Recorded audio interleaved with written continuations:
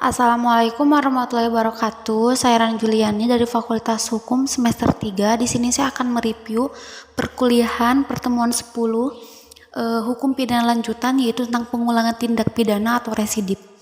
Pengertian residip.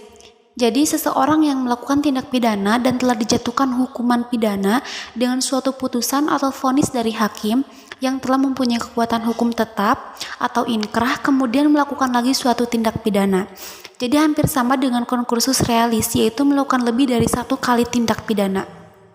Perbedaannya adalah dalam residip telah ada putusan atau vonis hakim yang mempunyai kekuatan hukum yang tetap yang berupa pemindanaan terhadap tindak pidana sebelumnya. Sedangkan dalam konkursus belum ada putusan atau vonis dari hakim. Pembagian pengulangan atau residip dibagi menjadi dua, yaitu ada residip umum dan residip khusus. Residip umum yaitu semua pengulangan terhadap jenis tindak pidana apapun dan dilakukan dalam waktu kapan saja. Pengulangan merupakan alasan pemberat, jadi tidak disyaratkan jenis tindak pidana yang dilakukan maupun tenggang waktu pengulangan.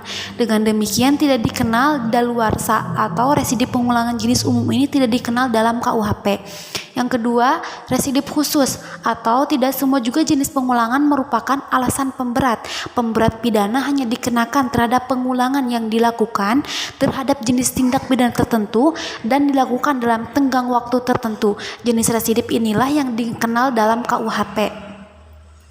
Residip menurut KUHP, pengulangan atau residip tidak diatur secara umum dalam buku 1 KUHP tentang ketentuan umum, tetapi secara khusus untuk tindak pidana tertentu diatur dalam buku 2 dan buku 3 KUHP. Selain itu, KUHP juga mensyaratkan tenggang waktu pengulangan tindak pidana tertentu. Dengan demikian, KUHP menganut sistem residip khusus, artinya pemberatan pidana hanya dikenakan pada pengulangan jenis-jenis tindak pidana tertentu saja dan dilakukan pada tenggang waktu tertentu.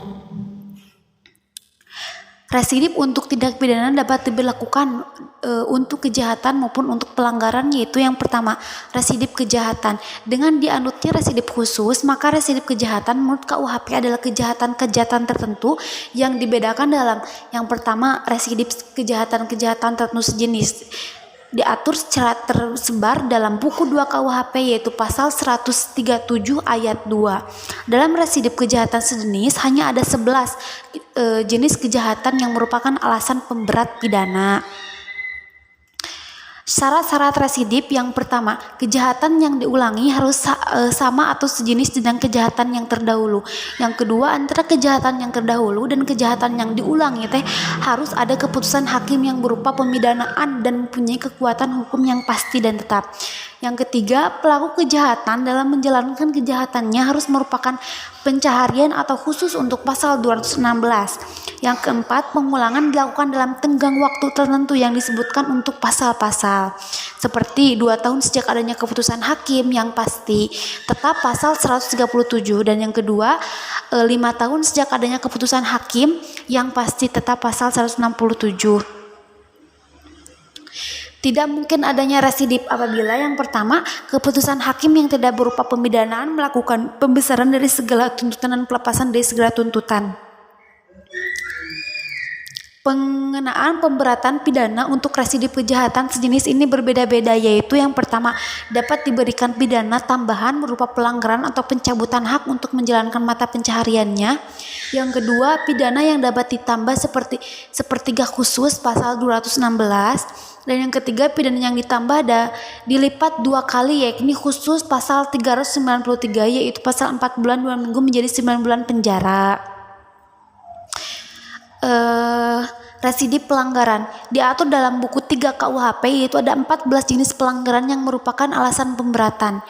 Di antaranya yang pertama, pasal 489, kenakalan terhadap orang atau barang. Pasal 492, mabuk di muka umum, memerintangi lalian dan mengganggu ketertiban dan keamanan orang lain. Pasal 465, memasang penangkap atau alat untuk membunuh binatang buas tanpa izin. Sekian dari saya. Wassalamualaikum warahmatullahi wabarakatuh.